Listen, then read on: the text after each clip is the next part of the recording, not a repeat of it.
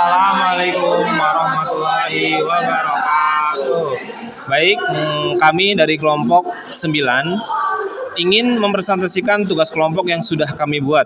Adapun tema yang ingin kami presentasikan adalah mengenai perdagangan internasional. Tugas video presentasi ini sebagai salah satu syarat satu tugas kelompok untuk mata kuliah ekonomi makro dengan dosen pengampu Bapak Jamaluddin SE IM SE Dev. Dan di sini kami akan presentasi tidak sendirian. Di sini saya Irfansah ditemani oleh nama saya Melani Sugiyarti. Nama saya Ahmad Haikaluddin Fahmi. Baik, selamat menyaksikan. Baik teman-teman, kita lanjutkan lagi presentasi pada kali ini, yaitu tentang perdagangan internasional. Jadi yang melatar belakangi perdagangan internasional ini dalam konteks perekonomian global, perdagangan internasional telah menjadi salah satu pilar penting dalam mendorong pertumbuhan ekonomi suatu negara. Transaksi antar negara berupa ekspor dan impor tidak hanya memperkuat posisi ekonomi domestik, tetapi juga membuka peluang untuk pertukaran teknologi, budaya, dan sumber daya yang meningkatkan kesejahteraan masyarakat. Salah satu tokoh ekonomi, Salvasor, menyebut perdagangan internasional sebagai mesin pertumbuhan ekonomi. Di era globalisasi dan digitalisasi, semakin banyak negara yang saling tergantung satu sama lain karena tidak ada negara yang sepenuhnya dapat memenuhi semua kebutuhan secara mandiri.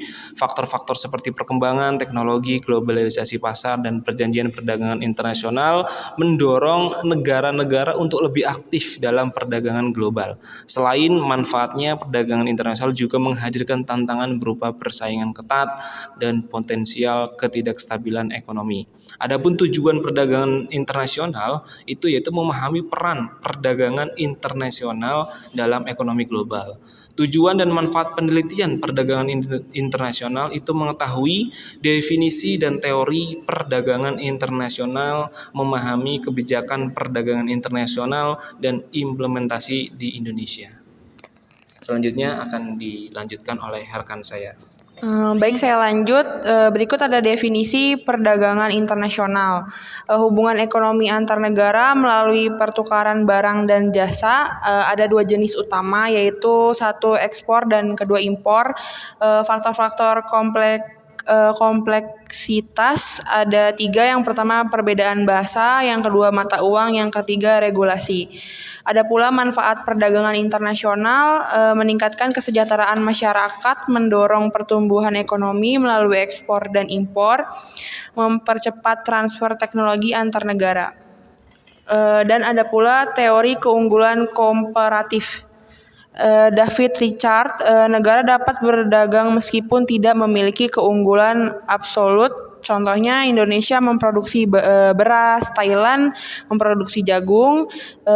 Spesialisasi dan efisiensi meningkatkan keuntungan kedua negara. Teori permintaan dan penawaran. Perdagangan terjadi karena perbedaan dalam permintaan dan penawaran, faktor produksi, teknologi, dan eksternalitas. Mempengaruhi perdagangan efek dari ongkos angkut pada harga dan volume perdagangan. Selanjutnya akan dilanjutkan oleh rekan saya, yaitu Haikal. Baik, lanjut kebijakan perdagangan internasional, yaitu ada 3. Yang pertama, kebijakan ekonomi. Tindakan pemerintah memengaruhi ekspor dan impor. Yang kedua, instrumen, tarif, kuota, bantuan luar negeri. Yang ketiga, tujuan, proteksi keseimbangan neraca, pembayaran, pembangunan ekonomi. Lanjut yang perangkat kebijakan ekonomi internasional, yaitu juga sama ada 3. Yang pertama itu tarif, biaya ekspor, transit, dan impor. Yang kedua, kuota, batasan jumlah barang impor dan ekspor. Yang ketiga, subsidi ekspor, dukungan untuk mempromosikan ekspor. Studi kasus sengketa nikel dengan Uni Eropa. Latar belakang larangan ekspor nikel oleh Indonesia. Uni Eropa menggugat ke WTO. Putusan menguntungkan Uni Eropa. Solusinya mengajukan banding, memperkuat regulasi, dan mendorong industri hilir. Solusi strategis untuk kasus sengketa nikel ini, banding keputusan WTO, memperkuat regulasi hilirisasi, mempercepat industri pengolahan nikel, diplomasi ekonomi, dan kerjasama internasional. Baik, tadi sudah dipaparkan oleh kelompok kami mengenai perdagangan internasional. Di antaranya di situ tadi dijelaskan tentang kebijakan-kebijakan internasional dan lain-lain. Yang menarik di sini tadi ada poin tentang studi kasus yang mana Indonesia melarang ekspor hilirisasi nikel. Kemudian WTO, Uni Eropa menggugat ke WTO. Nah, poin ini sepertinya menarik untuk kita bahas di diskusi kali ini. Baik teman-teman, mungkin dari teman-teman ada yang ingin bertanya? Ya, silakan. Assalamualaikum warahmatullahi wabarakatuh. Saya Jaja Sudrajat dari kelompok 6. Saya ingin bertanya kepada kelompok 9. Pertanyaan saya adalah, berikan alasan mengapa Indonesia melarang ekspor biji nikel. Demikian pertanyaan dari kami. Assalamualaikum warahmatullahi wabarakatuh. Saya Nadia Syifa dari kelompok 3. Tadi kan kelompok 9 itu udah bahas tentang perdagangan internasional. Jadi saya mau bertanya, apa sih implikasi dan tindakan pasca putusan WTO? Itu ada apa aja? Terima kasih. Assalamualaikum warahmatullahi wabarakatuh. Perkenalkan, saya Sabita Madani dari kelompok 4. Dari kelompok 9 tadi menjelaskan tentang perdagangan nasional. Saya ingin bertanya, apa saja sih manfaat ekonomi dari hilirisasi nikel dan apa aja kebijakan hilirisasi nikel yang memperkuat ekonomi Indonesia? Terima kasih. Oke, baik. Saya akan menjawab pertanyaan dari Bapak Jajat atau Bang Jajat mengenai alasan larangan ekspor biji nikel oleh Indonesia. Jadi alasannya Indonesia melarang ekspor biji nikel itu sejak 2020 untuk mendorong hilirisasi mineral. Tujuannya apa? Tujuannya kebijakan ini adalah meningkatkan nilai tambah, menciptakan lapangan kerja, dan memperkuat industri domestik dengan memproses biji nikel di dalam negeri. Uni Eropa yang sangat bergantung pada nikel untuk sektor teknologi menilai kebijakan ini sebagai menghambat akses dan melanggar aturan GATT 1947. Mereka mengajukan gugatan ke WTO. Itu alasan mengapa Indonesia melarang ekspor biji nikel ke Uni Eropa. Demikian, terima kasih. Baik, terima kasih atas jawabannya. Baik, saya akan menjawab pertanyaan dari Nadia. Implikasi dan tindakan pasca putusan WTO. WTO memenangkan Uni Eropa pada November tahun 2022, menyatakan bahwa kebijakan Indonesia melanggar aturan perdagangan internasional.